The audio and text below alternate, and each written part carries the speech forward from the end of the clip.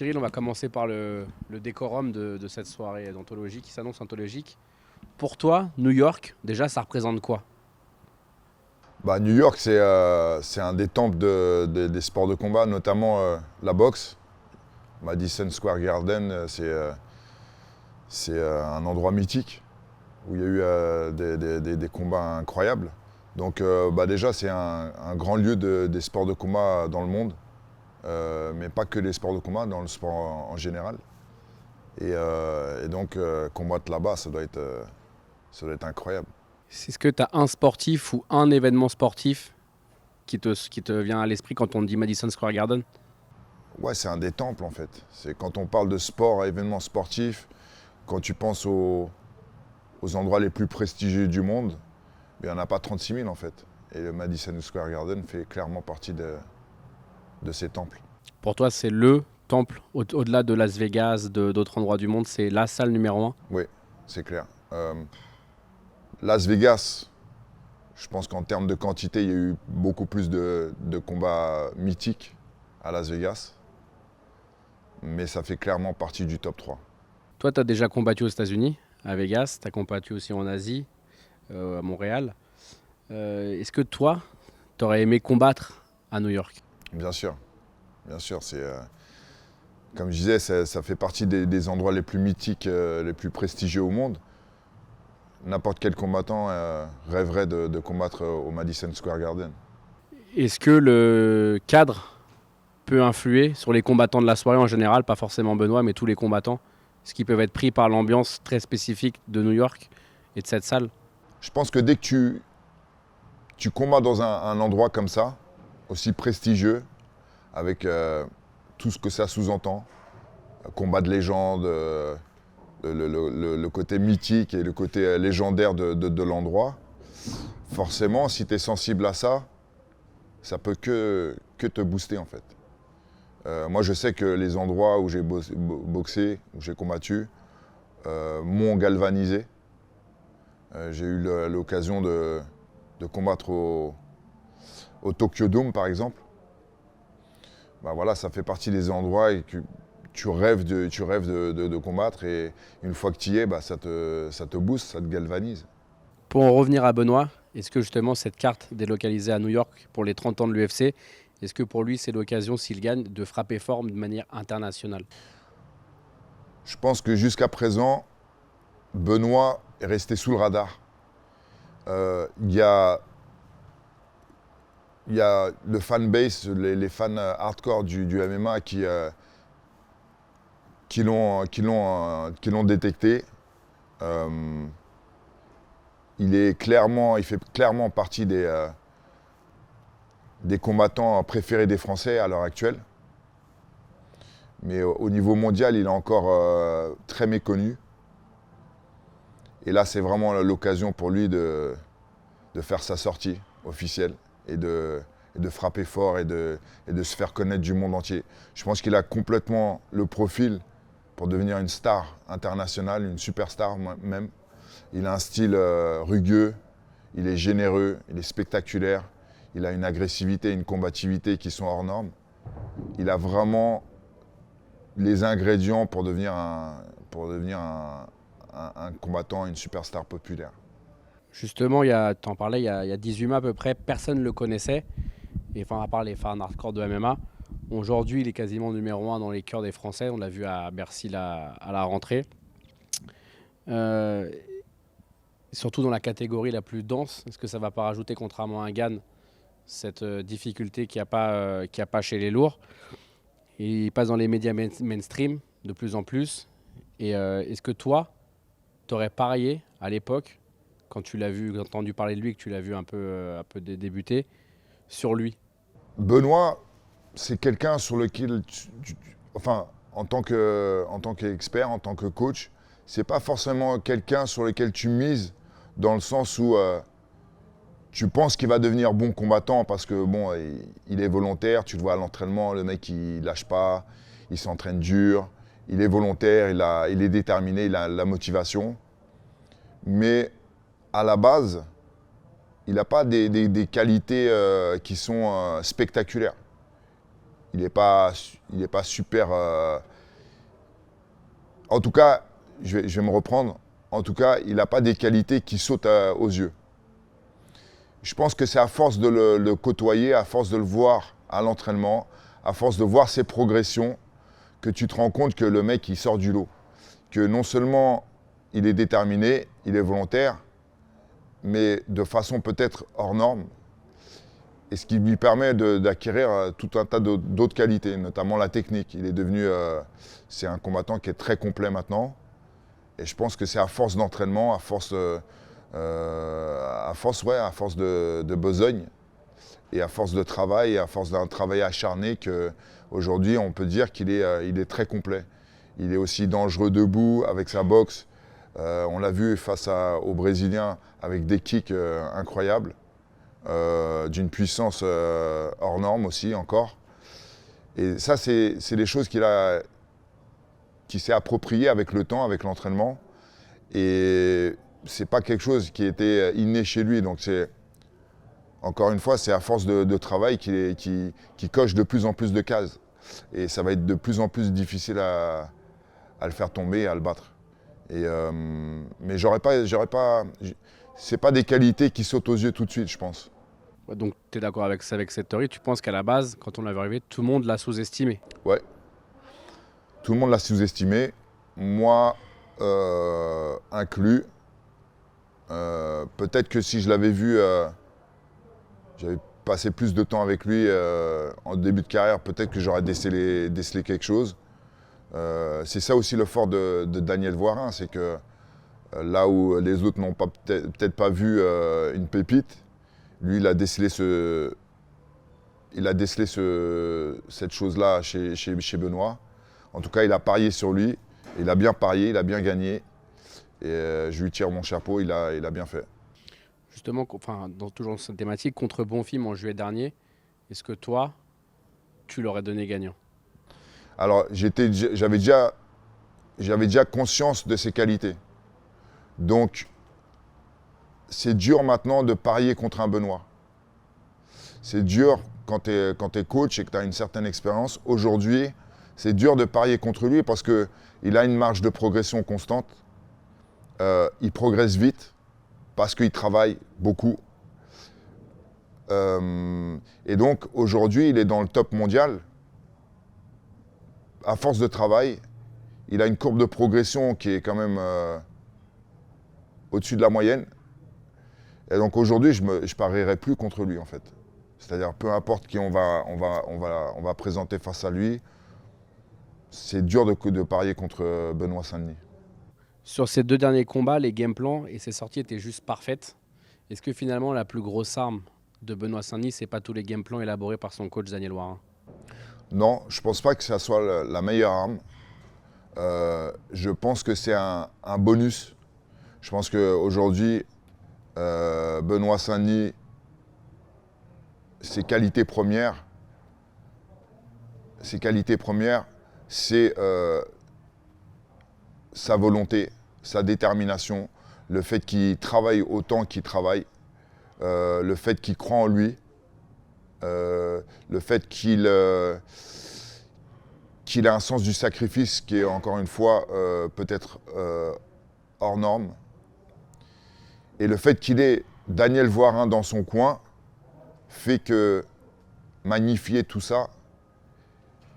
Et aujourd'hui, c'est clair que Daniel est une pièce maîtresse dans la panoplie de Benoît.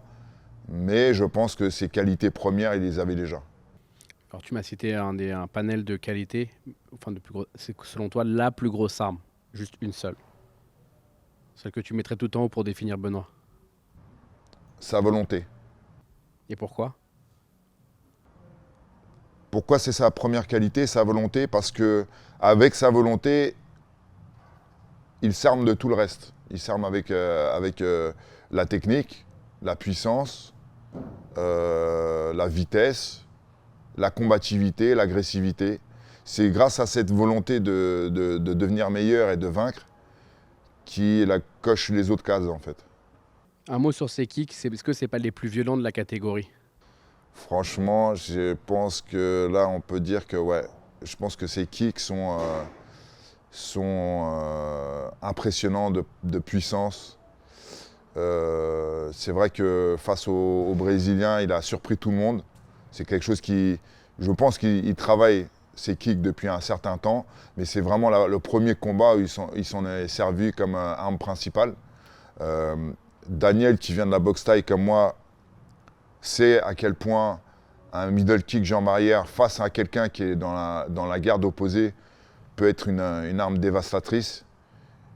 Et il l'a prouvé. C'était moi qui suis amoureux de la boxe thaï, c'était plaisant à voir. Voir une arme typique de la boxe thaï utilisée à ce haut niveau du MMA.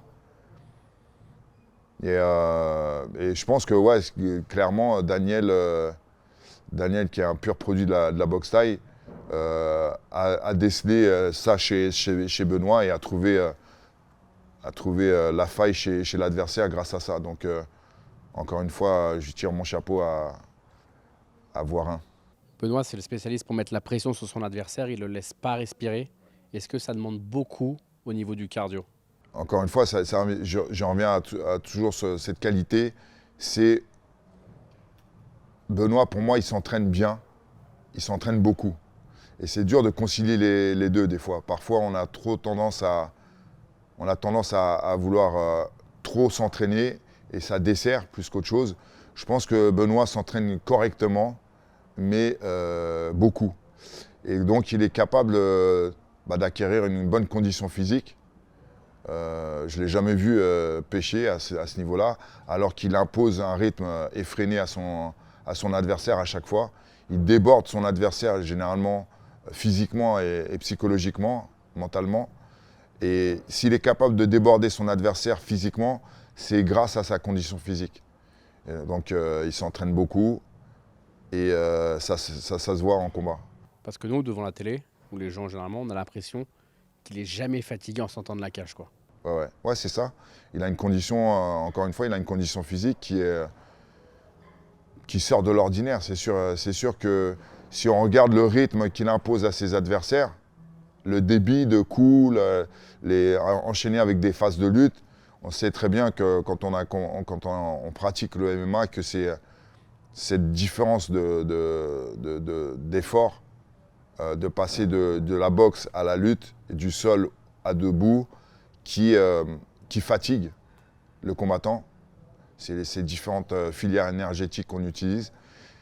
Et Benoît, c'est vrai qu'on a l'impression qu'il est capable de lutter et de boxer de façon non-stop pendant 3 x 5, voire 5 x 5. Et c'est impressionnant. Moi qui ai été combattant, j'avais pas du tout ce rythme. J'étais incapable d'imposer un rythme aussi soutenu sur mes adversaires. Justement, toi qui as été combattant, comme tu viens de le dire, comment on se sent à la fin de ces 3 rounds? Alors ça dépend parce que, encore une fois, si on arrive à imposer son rythme à l'adversaire, qu'on arrive à le cadrer et à le faire reculer, on se dépense beaucoup moins que l'adversaire. Moi, j'avais pas forcément un rythme, j'avais un rythme moyen. Benoît a un rythme assez intense, assez élevé. Et donc, ça demande une condition physique irréprochable. Il ne peut pas se permettre d'arriver dans l'octogone avec une bonne préparation. Il est obligé d'avoir une excellente préparation.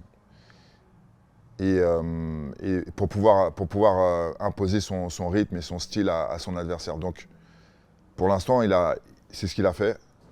Il n'y a aucun combat qu'il a fait à l'UFC pour l'instant où il montre des signes de fatigue, malgré son rythme.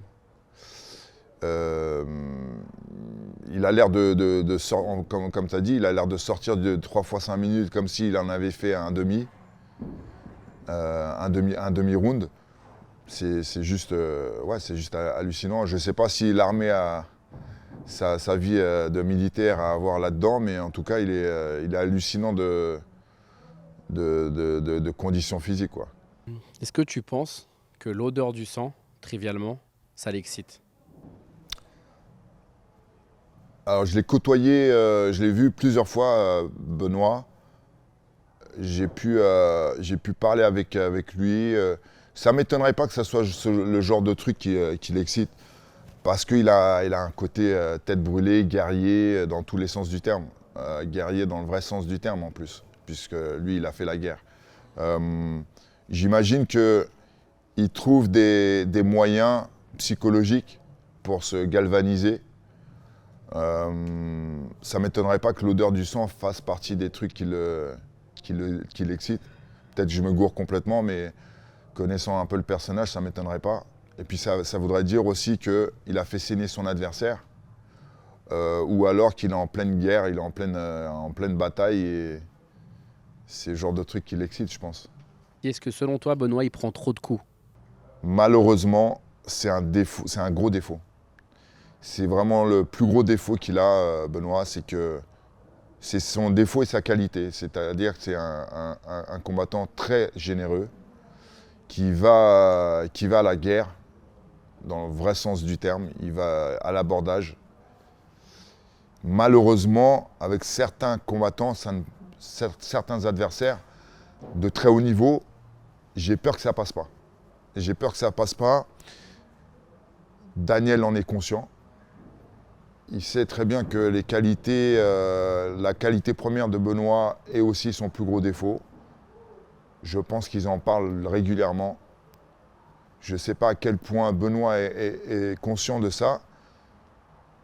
J'espère qu'il fait tout le nécessaire pour régler son défaut et de corriger le tir, tout en gardant les bons aspects de cette qualité-là. Mais face au top de la catégorie, j'ai peur que ça passe pas. Donc, il a du temps de toute façon. Il est à peine dans le top 10 mondial. J'espère qu'il va continuer à progresser comme il le fait aujourd'hui. S'il continue sur cette progression, il sera capable, j'espère, de gommer ces défauts-là, de prendre moins de coups, de faire plus attention à la défense. Et s'il fait ça, il a largement de quoi battre les meilleurs. Et toi, justement, en tant que coach, voir son gars comme ça partir à la guerre, ça te fait quoi? Je pense que Daniel Voirin, quand il est dans le coin de Benoît Saint-Denis, il doit perdre des années de vie à chaque fois. Avec le stress, quand on le voit face à son dernier adversaire qui frappe fort, et on voit les scuds qui passent à 5 cm du visage de Benoît, et qu'on est son coach, et qu'on est au bord du ring, au bord de la cage, et on est à quelques mètres de ça, et qu'on voit les 5 cm qui manquent, ça doit faire quelque chose. Ça doit faire quelque chose. Je l'ai vécu avec certains de mes combattants.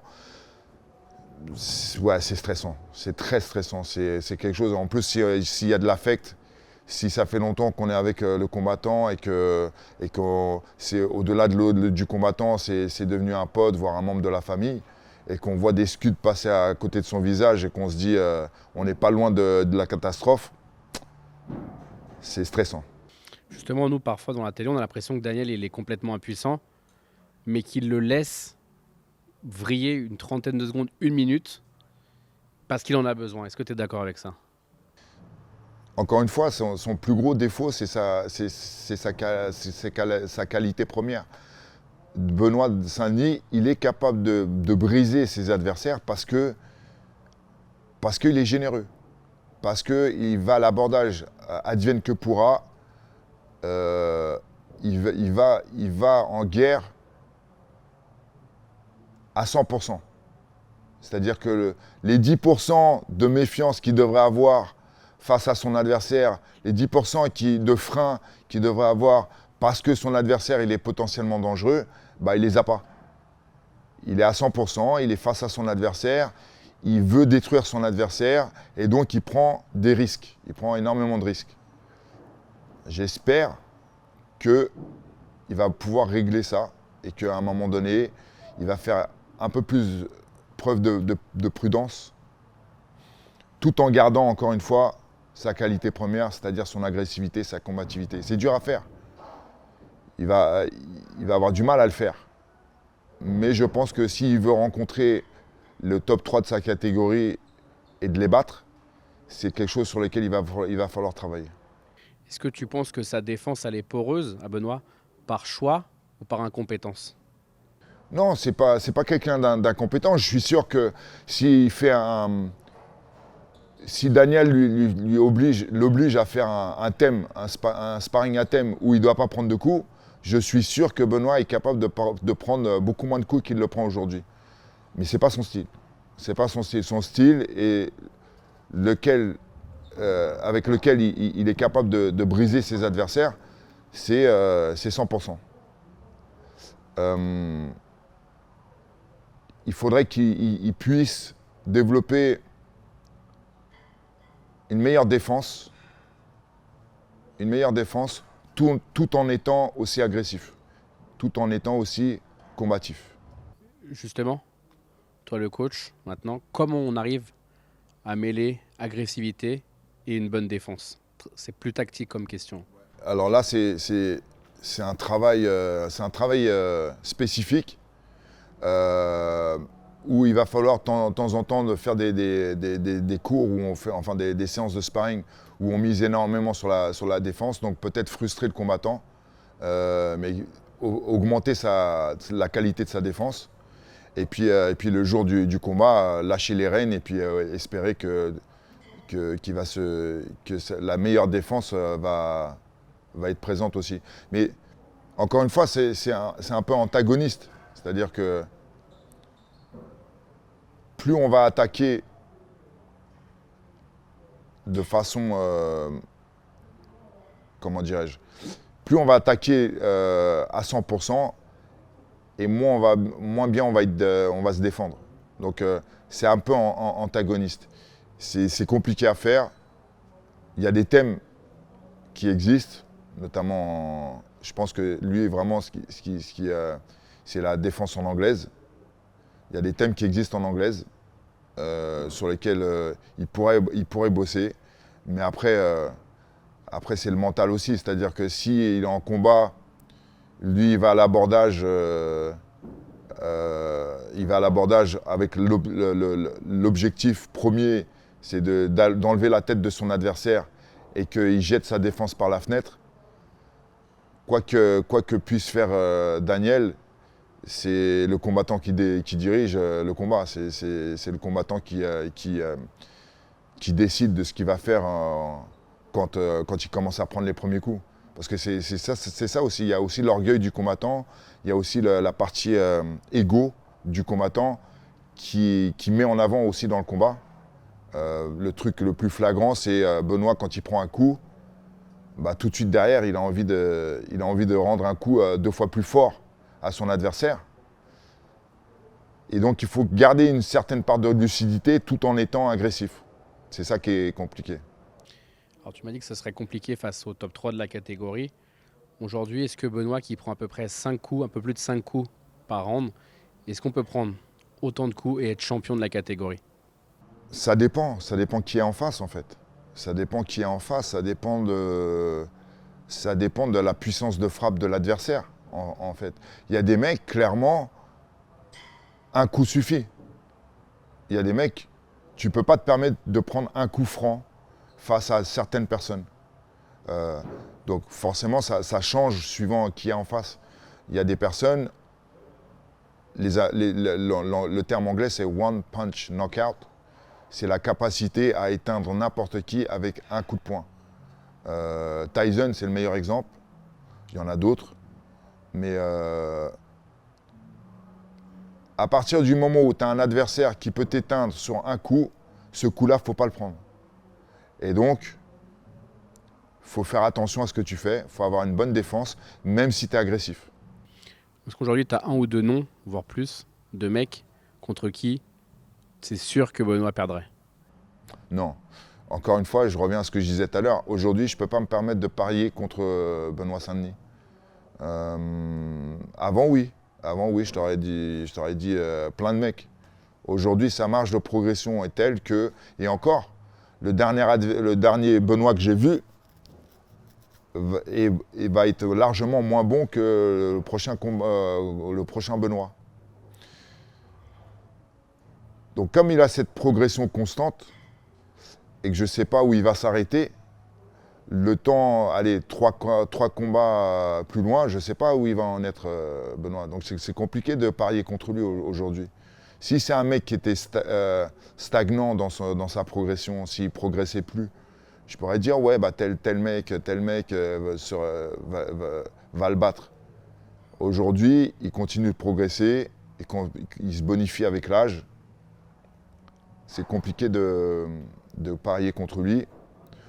Aujourd'hui, il y a quelques mecs qui seraient dangereux pour lui dans la catégorie, notamment le top 5. Mais le temps que Benoît arrive à ce top 5-là, je ne sais pas où il en sera. Alors justement, tu parlais de Benoît qui se bonifie avec l'âge. Tu sais quel âge il a, Benoît? Je sais qu'il est, il est très jeune. Je dirais à vue de nez comme ça, 28. Il a 27, ouais, il va avoir bientôt 28. D'accord. Et selon toi, est-ce qu'il est fait? Non, il fait 10 ans de plus. Non, je pense que... Alors physiquement, je pense qu'il en a encore sous le capot, c'est clair. Mais c'est vrai qu'il a été marqué par les combats, peut-être par la guerre, parce qu'il a vécu aussi. J'en sais rien. Ça, j'extrapole, mais je pense que les combats l'ont marqué. Je pense qu'il a pris trop de coups dans sa jeune carrière.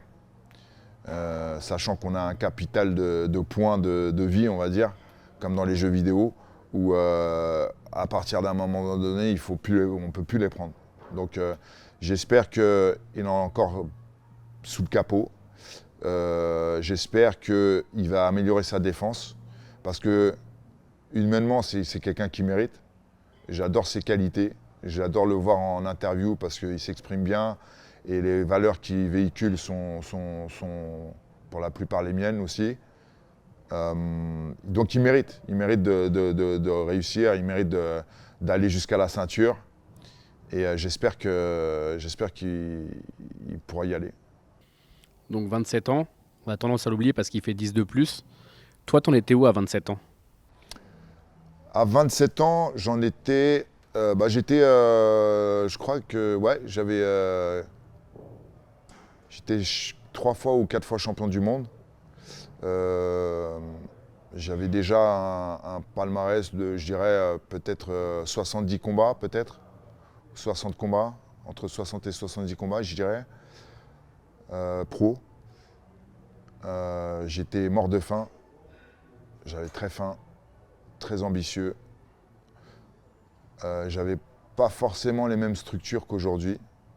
Ça aussi, l'époque a changé. Hein. 20 ans plus tard, plus de 20 ans plus tard, 23 ans plus tard, aujourd'hui, il y a des vraies possibilités en France pour ceux qui sont passionnés de ces sports de combat et qui pratiquent ces sports de combat en compétition. Il y a des débouchés qui n'existaient pas forcément il y a 23 ans en arrière, ou très difficilement. Donc c'est plaisant de voir les jeunes comme Benoît arriver à cette époque-là et d'avoir cette possibilité de vivre de leur passion et vivre gracieusement, parce que c'était pas le cas il y a 23 ans, quoi. Est-ce qu'à 27 ans, après 4 ans de MMA, on peut encore progresser? Ouais, bien sûr. Il est tout neuf. Il est tout neuf. Il y a quelque chose qui freine la marge de progression, la courbe de progression d'un combattant, c'est la lassitude. Au bout d'un moment, quand on est jeune, quand on vient de débuter et qu'on est tout neuf dans le sport, on est content d'aller à l'entraînement parce que tous les jours, on apprend des choses, tous les jours, et puis c'est plaisant. Quand c'est devenu une routine, quand l'entraînement est devenu une routine, ça fait 10 ans que tu fais la même chose, 15 ans que tu fais la même chose, c'est beaucoup plus dur de progresser. Parce qu'il n'y a plus le même entrain, il n'y a plus la même motivation, il n'y a plus la même... et donc c'est compliqué. C'est compliqué de continuer à progresser comme quand on avait 20 ans. Benoît, ça fait que 4 ans qu'il fait du MMA, il est tout neuf. Et c'est peut-être pour ça aussi qu'il progresse autant, c'est que c'est un débutant. C'est un débutant. Logiquement, au bout de 4 ans, on n'est pas à l'UFC. On est en train de combattre dans une petite organisation lambda, personne ne te connaît, et voilà.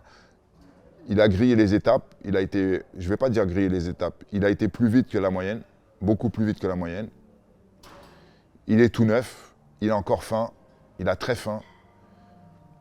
S'entraîner dur, ça ne le dérange pas. Et donc, il a encore une marge de progression qui est importante.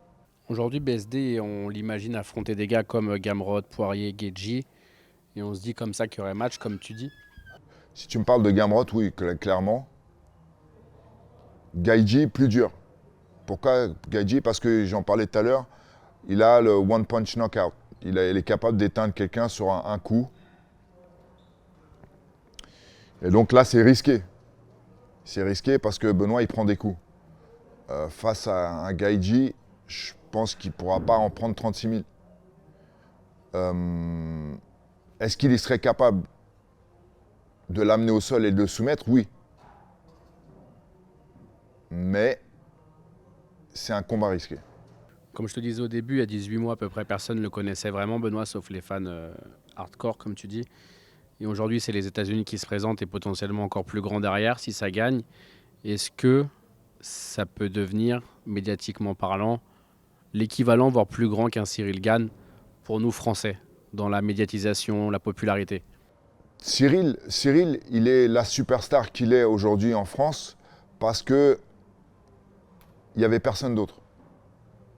Au moment où il est arrivé en France, il y avait un trou. Et parce que c'est quelqu'un de sympathique, qui a toujours la banane, qui a un capital sympathie important, il a gagné le cœur des Français. Et puis parce qu'il est prodigieux aussi. C'est quelqu'un qui est, comme un Benoît d'ailleurs, c'est quelqu'un qui a grillé les étapes, qui est arrivé sur le haut de la scène rapidement, facilité aussi par le peu de profondeur de la catégorie des lourds à l'UFC. Et donc il est arrivé, parce qu'il cochait ces cases-là, il est arrivé, il a été starifié par les médias français. Il le mérite, hein, je ne dis pas le contraire. Benoît, c'est un besogneux. Il n'a pas un style spectaculaire au demeurant quand il a commencé. Il devient de plus en plus spectaculaire avec le temps parce qu'il est de plus en plus technique. Donc plus en plus technique, plus le fait qu'il est agressif et combatif, ça donne un style de plus en plus plaisant pour les fans. C'est pour ça qu'aujourd'hui, les fans le remarquent. Et que quand il a commencé, ils le remarquaient moins. Aujourd'hui, il est technique, il envoie des coups décisifs, il est agressif et combatif, et donc il est de plus en plus attrayant pour le public. Il y a un truc qu'il a que personne d'autre a, en tout cas en France et même dans le monde, c'est ce passé de militaire de haut niveau. Les commandos, les forces spéciales, bon, bah, ça fait rêver 99% des mecs et pas mal de meufs aussi. Donc ça, c'est un côté c'est un avantage qu'il a. C'est un héros de guerre, c'est quelqu'un qui a été au charbon, dans le vrai sens du terme, qui a entendu siffler les balles, qu'on a peut-être pris. Donc ça, en fait, il s'inscrit dans la lignée des héros modernes, en fait. Quand on regarde un film d'action, voilà, c'est le genre de mec qu'on voit à l'écran. Bah, ça, c'est clairement un avantage que les autres n'ont pas.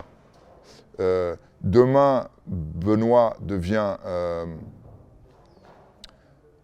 connu aux États-Unis, c'est clairement un aspect qui va les faire bander. Parce que c'est une nation de militaires déjà. Ils kiffent les héros de guerre et tout ça. Donc, si lui, il se présente en tant que, non seulement c'est un champion, en tout cas peut-être un futur champion de l'UFC, et en plus de ça, c'est un héros de guerre qui a fait des missions de ouf, des forces spéciales et tout ça, bah, il coche toutes les cases en vrai. Donc c'est ce que je lui souhaite. En plus, il est humble, c'est quelqu'un de modeste, c'est pas quelqu'un qui se met en avant, c'est pas quelqu'un qui roule des mécaniques. Ça aussi, c'est un aspect qui plaît aux gens.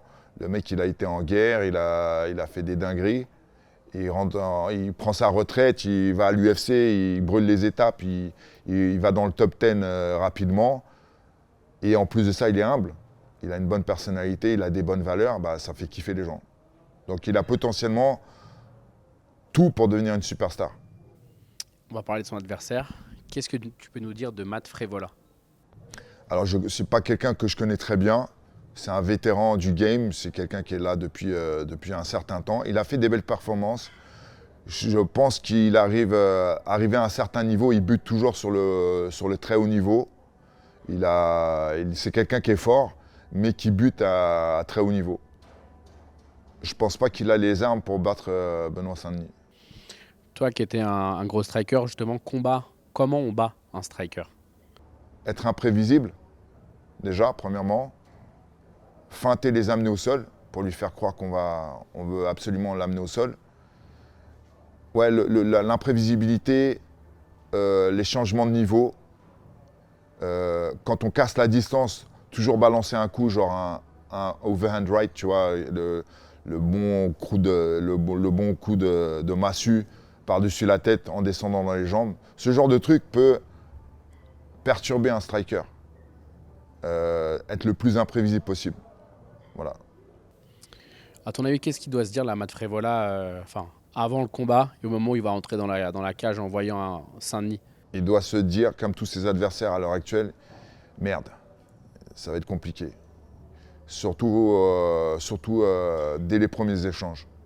Je pense qu'il y a beaucoup de gens Bon, de moins en moins, mais je pense qu'il y a pas mal de ses adversaires qui l'ont pris à la légère et qui se sont rendus compte qu'en plein match, que ça allait être compliqué parce qu'il y a toujours cette pression constante. Je pense que tant que tu ne l'as pas vécu, tant que tu ne l'as pas ressenti, c'est difficile à imaginer. Mais quand il y a un mec déterminé qui avance sur toi, peu importe ce que tu lui fais, peu importe les coups que tu lui mets, il est toujours en train de te pressionner, en train de te mettre la pression, avancer sur toi, te cadrer et te mettre sur le reculoir. Peu importe qui t'es, je pense que ça te fait douter assez rapidement. Tu penses que Benoît, il a déjà l'avantage aujourd'hui? Oui. Oui, même si son adversaire est mieux classé, je pense que Benoît a l'avantage. Je pense que Benoît est plus serein dans sa tête que son adversaire.